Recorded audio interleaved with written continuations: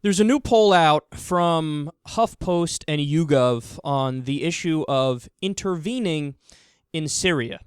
Now, this is an issue where, admittedly, the U.S. not too hot on it. The population's like, thanks, but no thanks. We'll pass on that one.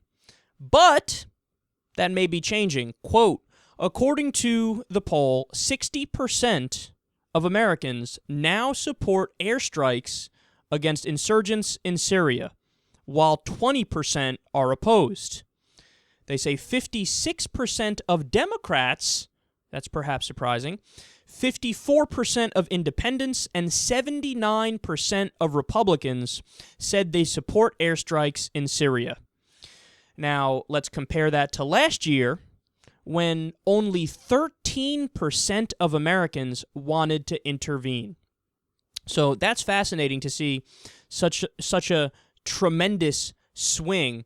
And to be clear, there's a very, very good reason for that. So for those of you who haven't followed this closely, when there was talk last year about intervening in Syria, it was specifically to go after Assad, the leader of Syria, because there were reports that him or his troops had gassed civilians, and that's an international crime, and people were outraged by it. But there is a civil war going on there between the rebels and the pro-government forces, the Assad forces.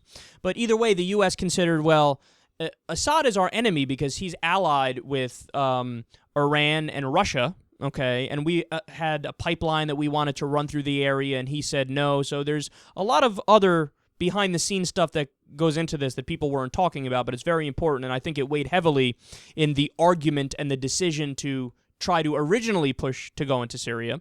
But the American people back then said, hold your horses. There's a lot of bad fucking leaders around the world. There's a lot of dictators around the world. A lot of them we support. So now all of a sudden you want to go after this one specific dictator who is doing shit that's fucked up, but all the other ones are doing fucked up shit too? Hold your horses, son. What about Saudi Arabia? They fucking kill atheists, they kill gay people, they behead people. They have an official Sharia system over there. Women aren't allowed to drive, they can't even fucking show their faces, they have to be accompanied by a man in public. Nonsense, but we support them because they give us oil, right?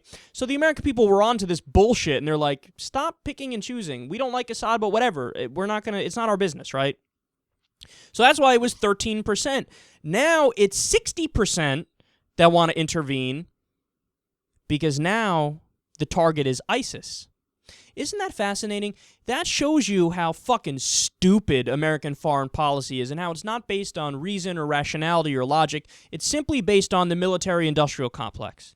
It's based off of who's our buddies, who's not our buddies, and how can we give more money to KBR and Halliburton and Raytheon and Boeing and Abrams? How can we do that? Because we just switched sides in a year in the fight in Syria. Nobody realized that. Nobody noticed that. I'm the only one who was screaming it from the beginning, that originally we wanted to attack Assad. Well, if we attacked Assad, you know who we'd be helping by accident? ISIS. Now, we also would have been helping the FSA, who are the secular rebels, who are the good rebels, right?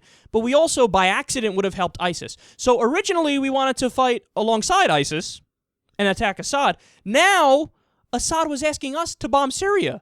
And last year, he was begging us not to bomb Syria. But now he wants us to because he wants us to attack some of the rebels, them being ISIS. This shows you American foreign policy is made up as we fucking go along.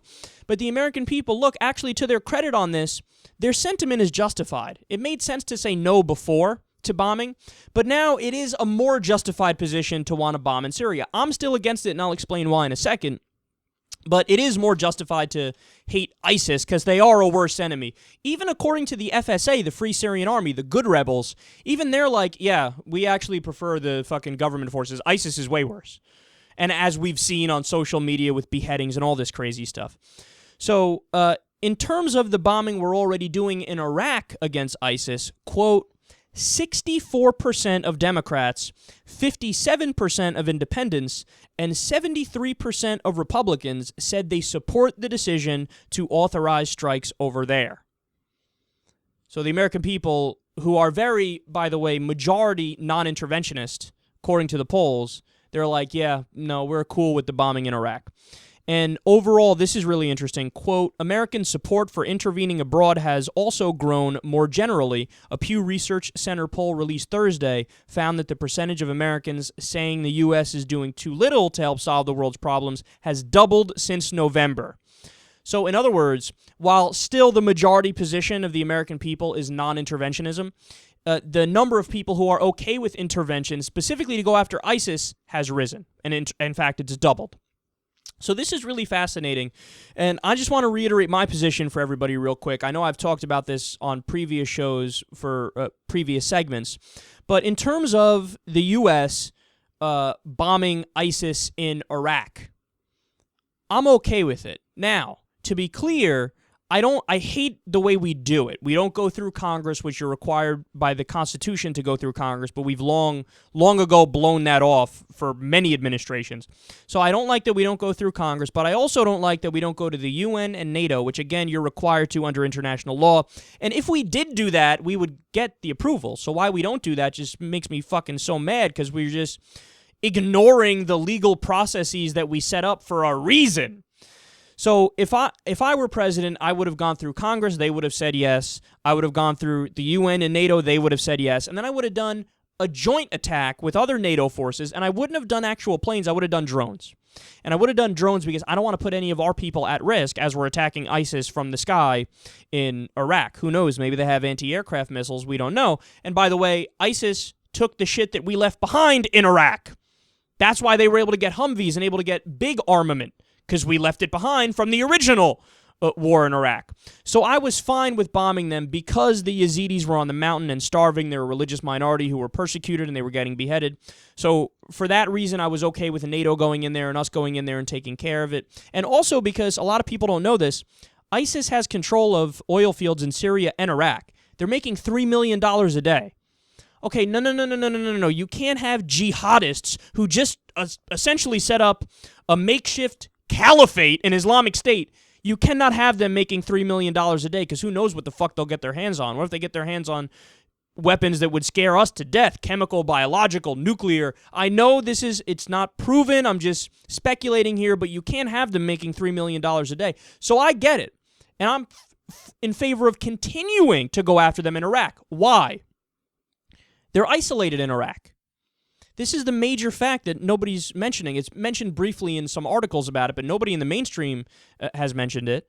They're isolated in Iraq. When they took Mosul, for example, it was a group of fucking 800 to 900 dudes driving through the desert, and then 800, 900 dudes got 30,000 Iraqi military people to drop their weapons and run away. Why? Because they felt like the Shiite government wasn't representing them, and they were like, well, fuck it, the Sunnis are better. That's who ISIS is, so we'll just run away. We'll be all right. So they're isolated. Yes, fucking bomb them, especially if they're isolated. Here's why I'm against doing it in Syria. They're not isolated. Vice had some great pieces on this. They're mixed in with different, towns and cities and areas in Syria. And if you go after them from the air in Syria, you're going to kill civilians. You kill civilians, you radicalize the population even more, which is what brought ISIS about in the fucking first place. So you can't go after them in Syria because they're mixed in with the populations. And then some people argue, well, arm the FSA. I'm hesitant to do that also. Look, I'm fine with other countries if they want to arm the FSA. I'm not going to block the arms transfers to the FSA. They're the good rebels. But the reason why I'm hesitant is because there were reports originally that when we started doing that a while back and when we did humanitarian aid to the FSA, some of it slipped through their hands and went to Hezbollah, who were fighting on the side of the Assad forces. And some of it, there are some people in the FSA who are more sympathetic to al-Nusra Front, which is a jihadist, al-Qaeda's official representative of the rebel forces in Syria. And some of it even got into ISIS's hand. So no, I'm not in favor of arming the FSA for those reasons. But overall, ISIS has changed the opinions of the American people rather quickly in terms of interventionism, and it's fascinating.